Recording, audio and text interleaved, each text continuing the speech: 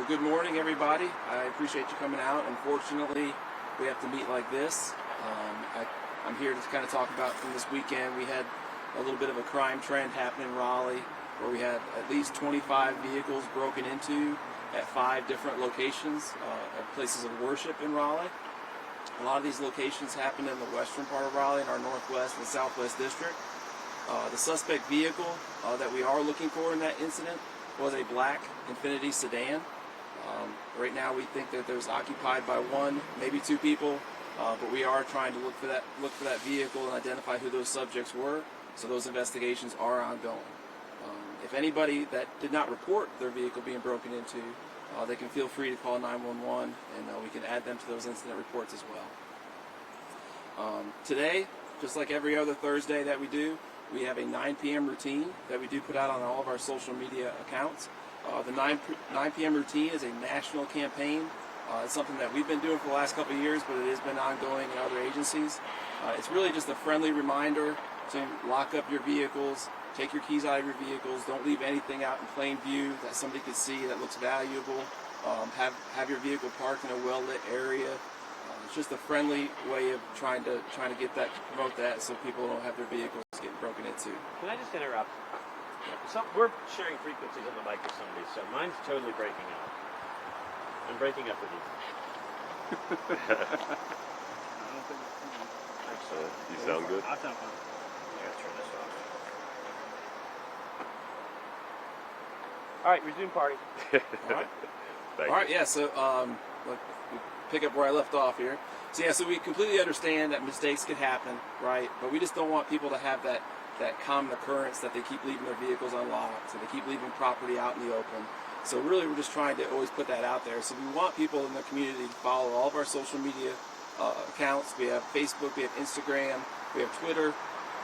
That way they can get up to the moment information on different types of trends and what we're seeing from within the police department. One thing I will want to acknowledge is that our auto theft task force is something that Chief Boyce had made a permanent squad recently this last spring, and they've done an incredible job at limiting the motor vehicle thefts in Raleigh. One thing that, in talking to them, that they've noticed is that a lot of stolen vehicles are being used to commit crimes in Raleigh. That is something that, as we're seeing throughout the year, the motor vehicle theft percentage going down compared to last year. We're also seeing a decrease in larcenies from motor vehicles. We're seeing a decrease in residential burglaries. So we want to continue to keep that trend going. So we want to also make sure that the motor vehicle theft trend is also going down.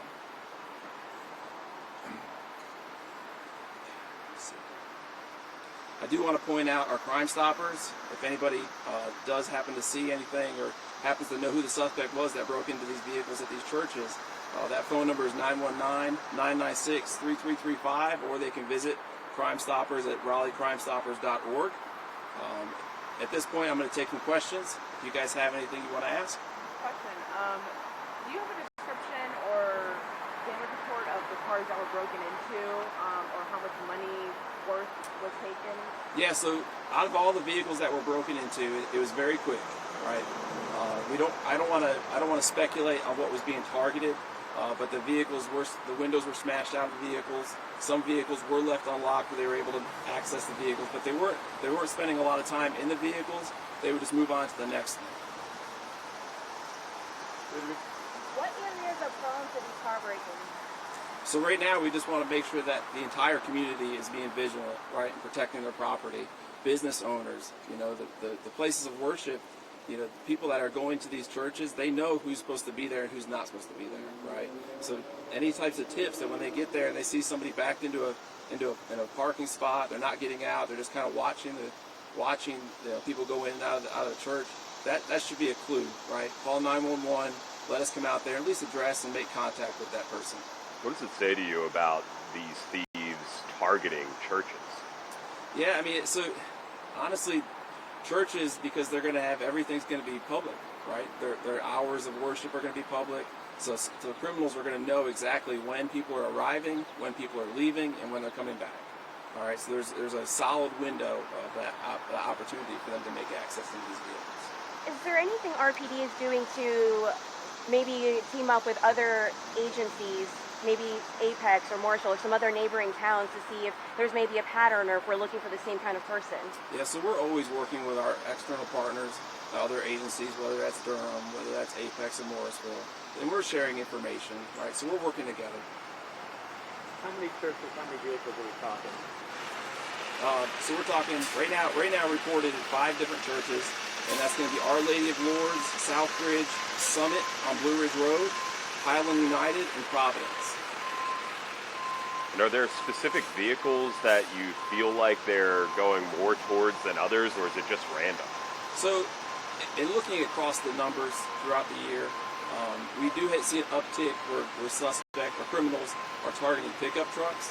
Odds are they're trying to find weapons, something that's easy to access, because criminals aren't going to be able to purchase firearms on their own, right?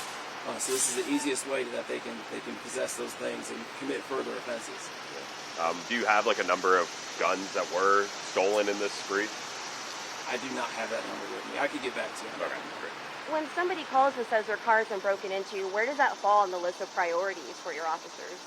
So I don't know the priority number right now offhand. However, it is a priority, especially if we see that there's multiple calls coming in from that location. That would up the priority and get our officers there a little bit faster. One more question. A lot of these churches have RPD officers standing by for Sunday services. Quite brazen for these people to go into these parking lots. Yeah, so I can tell you personally, I actually work off duty at the church on Summit on Capitol Hills. And we direct traffic, we bring everybody in, but then at that point we go in and we're going to be performing security inside the service, right? So we're not really out in the parking lots all the time. However, we still do have that visual. We still have our police cars that are out there, and so we're using that as prevention as well.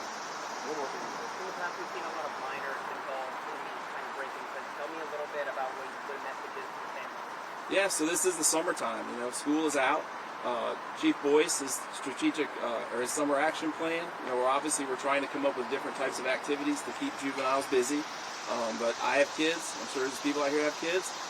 When they have time on their hands, they tend to maybe get in a little bit of trouble. So all we're trying to do is just trying to keep them doing something more proactive instead of that boredom time where they're looking to fill with some negative stuff. Thank you guys.